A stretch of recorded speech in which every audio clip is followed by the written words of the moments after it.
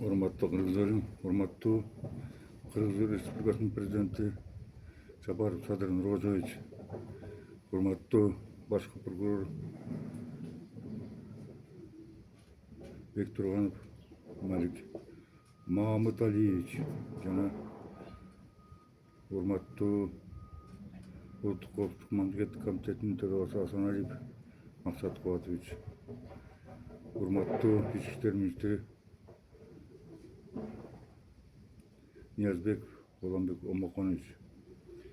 Мен ушул 2025 жылдан бери Тоғызтар районундагы Макмал алтын кен комбинатындагы Макмал Голд компаниясындагы 2016 жылдын 2025 жылдын 16 мартындагы алтын уруулук боюнча кан какшап чындыкты чыгарып берүү боюнча сиздерге бир нече ирет арыз жазып, бир нече ирет видео кайрылуу жолдодум. Бирок ошол жолдогон арыздарымдан, видео кайрылууларымдан эч кандай тыянак чыккан жок. Мен жакында эле 2026 жылдын 23 июнунда Тоғызтар райондук ички иштер бөлүмүнө суракка барып, ошол сурак берип чыктым. Нурмамбет Малабаев деген тергөөчү. Бирок тилекке каршы Малабаев мени 23 июнь 2026 суракка алып атат дагы алтын уруулугу боюнча. Ал эми Эпеев Кадырбек Молдожумаевич деген адамды 2 жумадан кийин суракка чакырып, сурак протоколун алып атат да. Эми эң кызыгы бизди 23 июнь 29 июнда сурап атат дагы, Жалал Абад областык ички иштер Жалал Абад областык прокуратурасы тарабынан бузулуп келген 508 сандуу кылмыш ишинде алтын уруулук боюнча сурак протоколун бизди 23-29 июндарда сурап атат дагы, кайра задним числом 12 июнь менен ишти кыскарткан, кылмыш ишин козгоодон баш тарткан токтом чыгарат. Эң кызыгы, мен ошо 23 июнь 2026 жылы тергөөгө барып, Нурмамбет Малабаевга сурак бергенимде, мен ошол 2025 жылдын 16 мартында Макмал кен комбинатында жанагы алтын ылгоочу ваннада кандайча уурулук болгондугун видеосун толугу менен карап чыккам да. Ошондо жана уурулук жасаган Кемелбеков Чыңгыз Акун деген адам ошо ваннадан алтын уурдаган ваннадан, эми мондай эле санайын, эми анын колунун садысы котушу меникинен алдаганча чоң да. Мен эми муну толук салган жокмун, мынакей көрдүңүздөр. Мына ушундай приближительный салайын.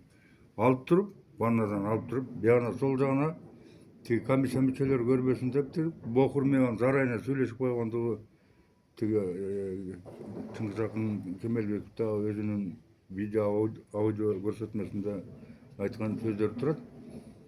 Ошол жаап берип атат, нар жагына көрүнүп калбасын деп, видео камераданчы.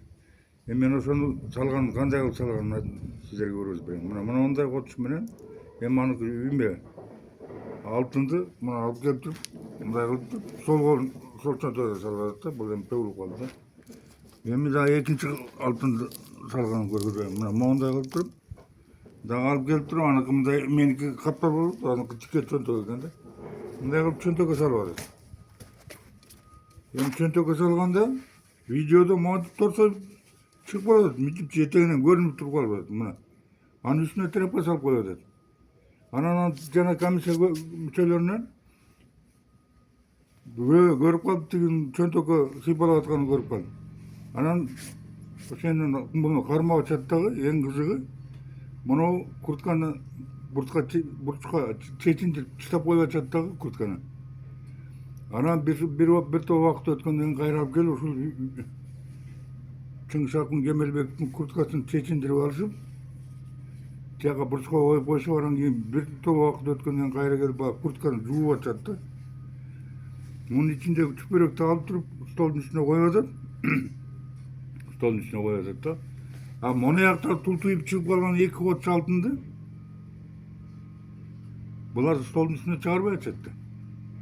Активдет этпей атышат да. Анан ушул алтынды булар жана комиссияга чыккан адамдар эшикке алып чыгып кетип атышат дагы, буну бөлүп алып атышат. Чыңгызакын Кемелбектин айтканы боюнча. Мына көрүңүздөр, бул тултуйуп чыгып калып атат. Видеодо да ошентип көрүнүп атат. Эми ушул видеону Ленин райондук соту талап коюп, ошол бездокту бергиле, биз биякта сотко тиешеси бар болгондугуна байланыштуу көрөлү деп мага запрос жазып Ленин райондук соту Тоосу райондук ички иштер бөлүмүнө жөнөтүп атат мени. Мына 3 март 2025-жылда жазып берген. 30 март 25-жылда Жалал Ата областык ички иштер бөлүмүнө жазып берген да. Мен барып экөөнүн тең ала албай кеткем да. Аркаңан жөнөтөбүз деп коюп, эчтеке жөнөтпөй койушкан. Мына ошонун кесепетинен сот улам артка жылып жүрүп отуруп бүгүнкү күнгө чейин келди. Мына 4 августта дагы сот болуп, ушул бездоктук далил заттарды кабыл камсыздоо боюнча мен сотко өтүнүч келтирсем, өтүнүчүм канааттандырып дагы Тоосу райондук ички иштер бөлүмүнө, анан Жалал Ата областык ички иштер башкармалыгына жөнөткөн. Мен 2 запросту көтөрүп алып бардым. Кечээ келдим кайра казармандан Жалал Атадан 2 жерге барып келдим да. Дагы эле барсам баягы мына видео тасманы, мына мен азыр силерге көргөзүп атпаймынбы, мына видео тасманы 4 саат 38 мүнөт видео тасмадан Тоосу райондук ички иштер бөлүмүнүн тергөө бөлүмүнүн кызматында Малыбаев Нурманбеттин компьютеринде 2 бөлүктөн турган 8 сааттык видео тасма туруп атат. Эми ошол тасмаларды соттун запросунун негизинде берип койгонундан опечатывать этип берип койгондун ордуна эниңе бар, атаңа бар берип футболить этип соттун талабын аткарбай атышат да. Жалал Абад барсам, Жалал Абад облусунун тергөө бөлүмүн башкарган бир подполковник бар экен. Жалал Абад ички иштер бөлүмүнүн башчысына апрель айында барганда мен киргем, Асанов Марилиске.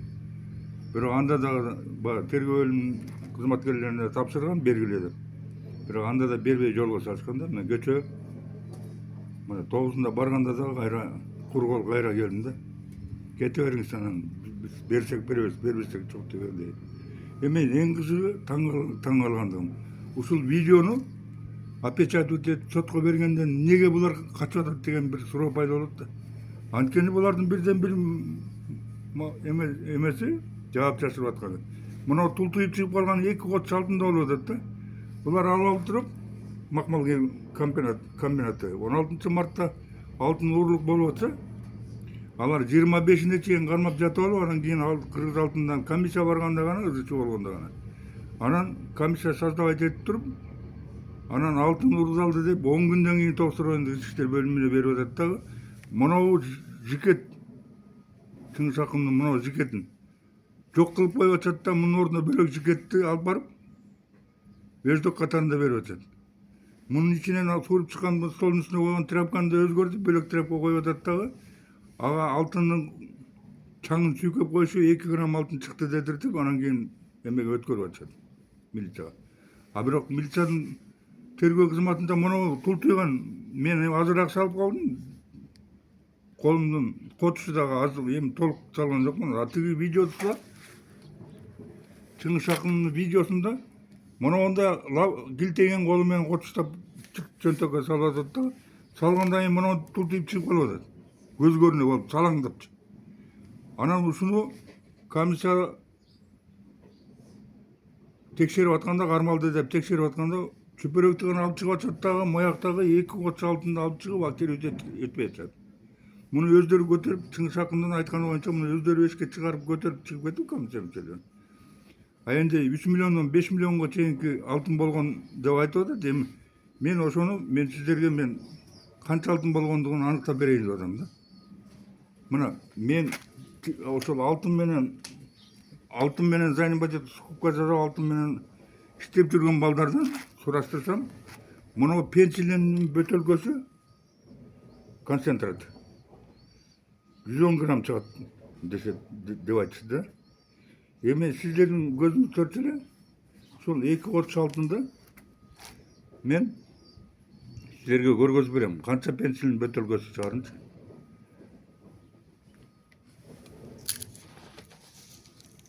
Мынакей.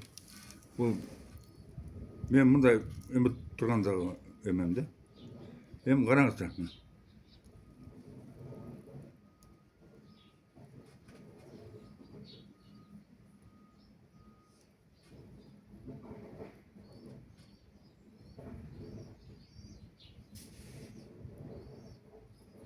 Ушу менен ушул пенсилин бөтөлкөсү толтурасы 110 грамм чыгат деп атышат да. Алтын менен занимать эткен балдардан сурадым да.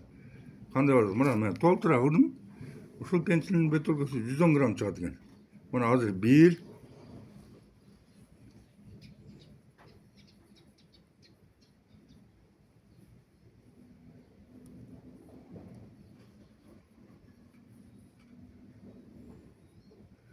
2 мынакей толтура. 2,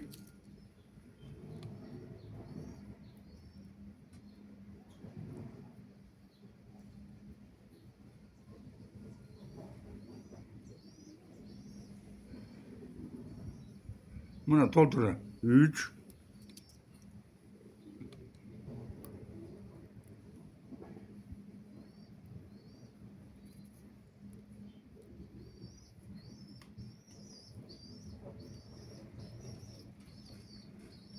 mına 4,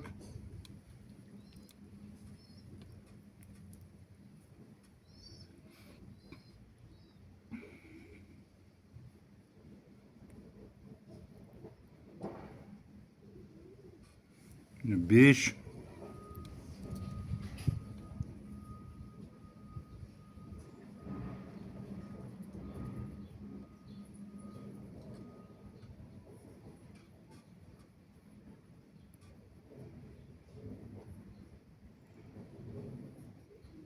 mına 6, mınakey толтура.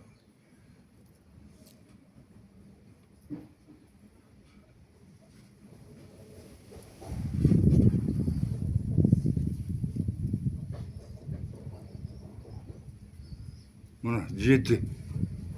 7 пенсилин бөтөлкөсү эме. Мына 1,30-тан пенсилин бөтөлкөсү 7 жолу 7 чыкты да. Чыңшакын бул боо чөнтөккө 2,30 салып атат да. Ошондо 14 пенсилин бөтөлкөсү чыгып атат да. Эми 110 граммдан эсептей бергиле 14 бөтөлкө ушундай 14 флакон чыгып атат да. 2,33 менин колум менен. Ал эми Чыңшакымдын колу деген килтеген колу, шадыл кол да. Эми аныкынан мындан да көп чыгып чыкты. 14 пенсилин бөтөлкөсү чыгып атат да. Эми ушул 14 бөтөлкөнү чыгып аткан бөтөлкөнү Чыңшакын айтып атат. Мени алып келгенде мына чөнтөктү оодарып, мени кармагандан кийин мына чөнтөктү мынтип оодарып, монотуп төгүш керек эле столдун үстүнө. Монотуп төгүш керек эле дагы. Монотуп чөнтөктү мынтип төгүп туруп, анан ошону бешке тартыш керек эле. Булар бешке тартпай эле ошо бойдон бурчка таштап койду. Андан кийин бир топтон кийин келип, анан кайра чөнтөгүмдөгү тиги жикетти алып келип туруп суу менен жуушту дагы. Мен суу менен эмет кармап бердим, алар жуушту дейт. Жуушту дагы тиги тряпканы бияка алып коюшту дейт. Бояктагы эстегени мынтип оодарып бешке тартышкан жок дейт. Муну өздөрү эшикке алып чыгып кетишип, өздөрү ичара бөлүп алышты дейт. Ошондон кийин мен 10 күн иштедим дейт. Бөлөк жикет кийип алыпчы. Ошол аралыкта монобу мен пайдаланган биринчи жикетти да жок кылышты дейт. Монобу бездоктун баарын жок кылышты дагы. Бөлөк тряпкага алтындын кошулмасын сүртүп коюшуп 2 грамм чыкты дедиртип, мени сол милицияга өткөрүбүштү деп какшап атат видеосунда, аудиосунда. Буга тергөөчүнүн колунда ушул видео 4 саат 38 минуттук видеодон экөө туруп атат да. Мен өткөндө 23 июнь 2025 жылы бардым. Эми ушул видеону Ток Суу райондук прокурор да көрүп атат да, ишти бекитип аткандан кийин, кыскартып аткандан кийин. Мен 2026 жылдын 8 январында ушул кылмыш ишине катышкан, мына бөлүп алган алтынды бөлүп алган адамдарды кылмыш жобуна тартылгыла деп какшап атам. Булар эч кандай кылмыштын курамы жок деп кылмыш козгоодон баш тартып келишет да. Мына азыркы кыскарткан боюнча мына 4-5 жолу кыскартып атышат да. Эми ушул видеону мага көргөзүп коюшуп, кечээ ушул видеону соттун талабы менен алып келип, кылмыш иштен алдырып келип, ошонун ичиндеги материалдар менен чогуу изилдеп, анан мага коюп аткан доо арыздын канчалык деңгээлде мен туура айтып атам же жалган айтып атам, ошондон кийин чечим кабыл алыңыз, урматтуу судья, мен өтүнүчүм бар деп Ленин район сотуна өтүнүчүмдү киргизип атсам, ал киши Ленин район соту мыйзам чегинде иш алып барып, мен өтүнүчүм канааттандырып анан кийин запрос жазып берип атышат. А булар видеону бергенден, кылмыштын материалдарын күбөлөндүрүп бергенден коркуп, могу кылмыш ишин жаап жашырыш үчүн атайын бербей атышат да. Урматтуу Садыр Нуркожоевич, биз минтип отурсак, укук коргоо органдары минтип отурса, калкалап отурса, коррупционерлерди, ууруларды ушинтип калкалап отурса, Кыргызстанда кайсы коррупция жоюлат, кайсы уурулук жоюлат? Урматтуу Садыр Нуркожоевич, мен сизге 90 жолу мен кайрылуу жаздым видео мененчи, канча жолу арыз жаздым. Бирок сизге жетпей атат, ботогоңузга эле барып атат да, регистрациядан өтүп туруп эле кайра артка генералдык башкы прокуратурага жөнөтүлүп атат, тиешелүү органдарга, УКМКга, тияк бияка ички иштер министрлигине жөнөтүлүп атат дагы. Алар алып туруп эле Жалал Абад областык прокуратурасына, Жалал Абад областык ички иштер бөлүмүнө, башкармасына берип атат менин арыздарым, видеолору менен. Аны алып барып туруп эле кайра Тогуз Торого тыгып атышат да. Тогуз Торголуктар кайра алып туруп эле кайра ичин эме кылмыш ишин баарын жаап жашырып атышат да. Минтип отурсак биз коррупцияны кантип токтотобуз?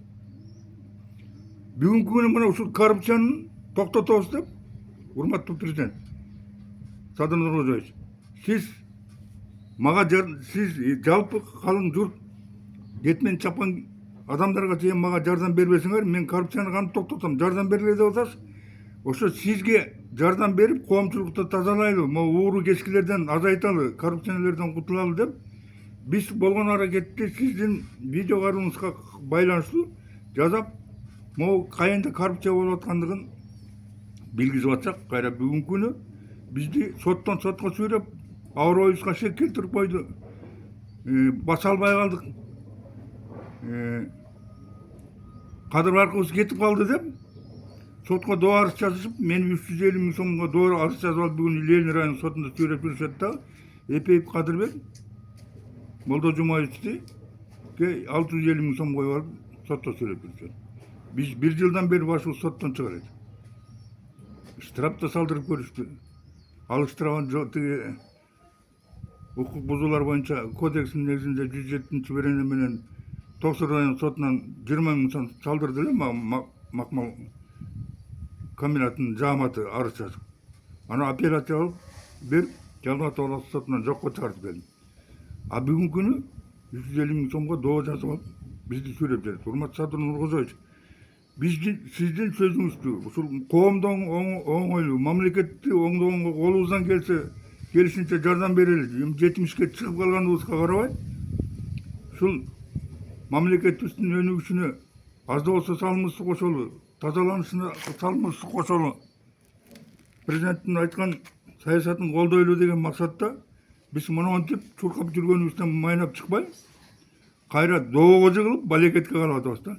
Урматтуу Садыр Нуркожоевич, урматтуу укук коргоо органдарынын жетекчилери, башкы прокурор, Улуттук коопсуздук комитетинин төрагасы, ички иштер министри менин кайрылуума тыкыр көңүл бөлүп, жанагы 2025 жылдын 16 мартында Ток Суу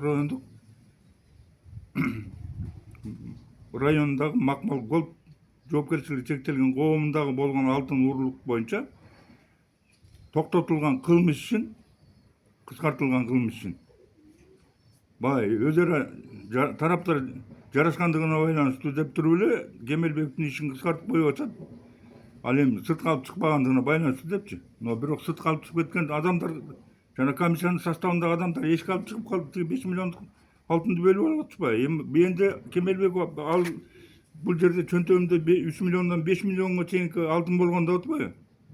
Өзүнүн сөзүндө, видеосунда да, аудиосунда да. Мына азыр мен эксперимент жасадым, мынакей мен сиздердин көзүңүздөрчө видеону тарттым. Мына 2 котуш, мен дагы менин котушум кичинекей. Колум быртыгый мындай алаканыма салып салганда кичине азыраак болуп калат. А Кемелбектин колу деген садылуу узун садысы бар, колтойгон колу бар.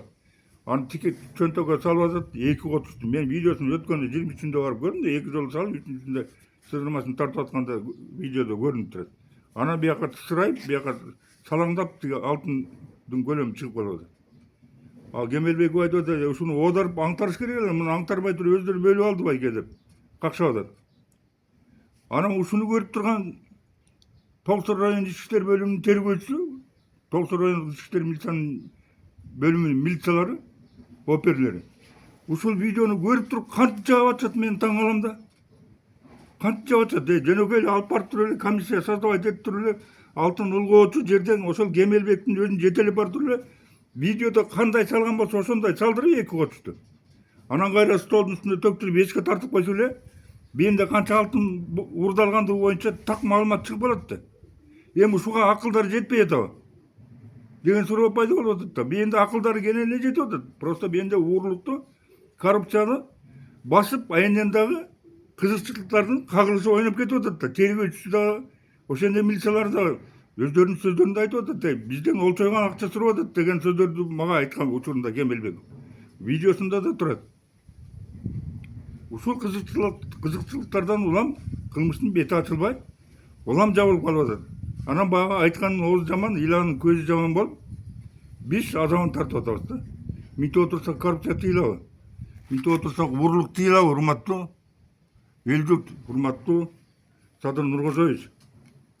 Эң кызыгы көчөнүн 9-10 август 2026 жылы мен Тоғсыр райондук ички иштер бөлүмүнө дагы, Жалал Абад областык ички иштер башкармалыгына да барып келдим. Ошондон эми жана тергөөчү Малабаев Нурманбет деген айтат, байке дейт, мен сизге ошол видеону бекер көргөзүп турмун дейт, көргөзбөй койсом болмок экен, мен өкүнүп атам дейт. Айланай, тергөөчү эмнеге өкүнөт? Менде факты туруп атса, уурлук жасаган адамдар бөлөк болуп атса, коррупцияга катышкан адамдар бөлөк болуп атса, ал эмне үчүн өкүнүш керек? Көргөзүп койгонуна эмнеге өкүнүш керек? Кайра сүйүнбөйбү? Ачыкка чыгарып кылмыштын бетин ачпайбы? Эмнеге мага көргөзүп койгонуна өкүнөт? Мен ушул видеого анын өкүнүп аткандыгы боюнча жанагы видеону мага отпечатывать этип, соттун талабын аткарбай койгондугу боюнча мен аудио записке түшүрүп койгом, ушуга кошуп туруп сиздерге кайрылууга кошуп туруп жүктөп коем. Азыр YouTube'га да, Facebook'ка да чыгарам. Мен эмне үчүн эле колумду көтөрүп берип эле ушул коррупционерлер туура айтып атат. Мен ушулардын аброюна шек келтирип коюп турмун, ушулардын ар намысына шек келтирип коюп турмун деп кол көтөрүп беришим керекпи? Мен чындыкты айтсам, мен корболушум керекпи? Урматтуу Садыр Нуркожоевич, урматтуу башкы прокурор Бектурганов Малик Мамыталиевич, урматтуу Асаналиев Максат Кубатович, урматтуу Ниязбеков Уланбек Омаконович, монобу менин кайрылууман жыйынтык чыгарып, жабылып жаткан 0028 сандуу кылмыш ишин дагы архивден көтөрүп чыгып, кайра бузуп, кайра тергөө жүргүзүңүздөрдү. Жана ошондой эле ушул иш боюнча мен 2026 жылдын 8 январынан бери арыз жазып келатам. 4-5 жолу отказной материал чыгарышты. Ошол иштерди көтөртүп алып келип, башкы прокуратурага алдыртып келип, менин катышуумда, Эпеев Кадырбектин катышуусунда ошол делону бир сыйра изучать этип, жана мен айтып аткан 4 саат 38 минутталык 2 видеону толук көрүп, анан ошонун негизинде жыйынтык чыгарып бериңиздер. Эгер мен калп айткан болсом, керт башым менен жооп бергенге даярмын. Эгер кылмыш кылгандар кашкайып эме камерада көрүнүп турат. Эгер ошону жаап койгондордун бети кантип чымырып атат билбейм. Урматтуу Садыр Нуркожоевич, муну жаап койгон коргоо органдарынын кызматкерлерин да кылмыш жолуна тартып берип жагымсырайм. Урматтуу Садыр Нурбожевич, мени жакын аранын ичинде өзүңүз жеке кабыл алып, ушул ишке чекит коюп бербесеңиз, мен карган кезимде сиздин сөзүңүзгө ишенип алып, коррупцияга белчесинен баткан адамдарды ачык алып чыгам деп, бүгүнкү күнү ошолордун тепсендисинде, тебелендисинде калып отурам. Урматтуу Садыр Нурбожевич, мен сизге терең ишенем. Ишенип келгем, дагы эле ишенем. Сизди мени жеке кабыл алат деп да ишенем. Чукул аранын ичинде мени жеке кабыл алып, өзүмдөн болгон фактылардын баарын көтөрүп барайын, көргөзөйүн. Атайын комиссия түзүрөсүбү же укук коргоо органдарын башкы прокуратурага, улуттук коопсуздук мамлекеттик комитетине тапшырасызбы? Бул ишти Тогуз-Тороо райондук ички иштер бөлүмүнөн алдырып, жана Жалал Абад облустук ички иштер бөлүмүндөгү архивдеги кыскарып кеткен кылмышын да алдыртып, ички иштер министринин астындагы ГШУга тергөөгө башкы тергөө башкармалыгына өткөрүп берүү жагын мен сиздерден өтүнөм, суранам. Мыйзам чегинде жардам бериңиздер. Бизди жөн эле кордотуп, жөн эле ыйлата бербегиле. Уур жасагандар, коррупция жасагандар сөзсүз жообун алыш керек. Ал ким экендигине карабастан, кайсы кызматта кандай акчасы бар экендигине карабастан, канча алтыны бар экендигине карабастан, алар жооп бериш керек да. Биз эми 7,5 миң сом пенсия алган адамдар бүгүнкү күндө ушунун кесепетинен ар кайсы жерде Жалал Абадка, казармага, тияка бияка барып, еждокторду далил заттарды камсыздоо боюнча чуркап жүрөбүз. Бул эмне деген тамтык? Чындыкты айтып койгон адамдар темселеп жүрөт, коррупция жасагандар болсо чалкалап коюп, баягы коррупция жасаган акчаларын тияка чачып, бияка чачып, уурдалган алтындардын эсебинен тааныш билиштерге калкалатып коюп, крышевать этирип коюп, бизди коргулоду. Урматтуу мен Токой Исмаил Төлөгенович, урматтуу Садыр Нурбожевич, сөзсүз мен сизден жардам күтөм мыйзам чегинде. Мени кабыл алыңыз. Жана Эпеев Кадырбек экөөбүздү кабыл алып, биздин чындыгыбызды өз оозубуздан угуп, материалдарды алдыртып келип, кылмышын алдыртып келип, мына эки бирөө кылмыш, бирөө кылмыш козголбойт. Экиси алдырып келип, ички иштер министринин тергөө башкармалыгына өткөртүп, ошол жерден калыс, адилеттүү, акыйкаттуу тергетип, ушул ишке чекит коюп бериңиздер деп суранам. Кылмышка катышып, мафиялык топту түзүп алган адамдарды кылмыш жолуна сөзсүз тартып бериңиз. Антпесе Кыргызстанда коррупция токтобойт да. Урматым мен Токой Исмаил Төлөгенович. 2026 жыл 13 август. Мен атайын ушул жанагы көргөн видеомду кайталап бияка чыгарып берип атам да. Рахмат.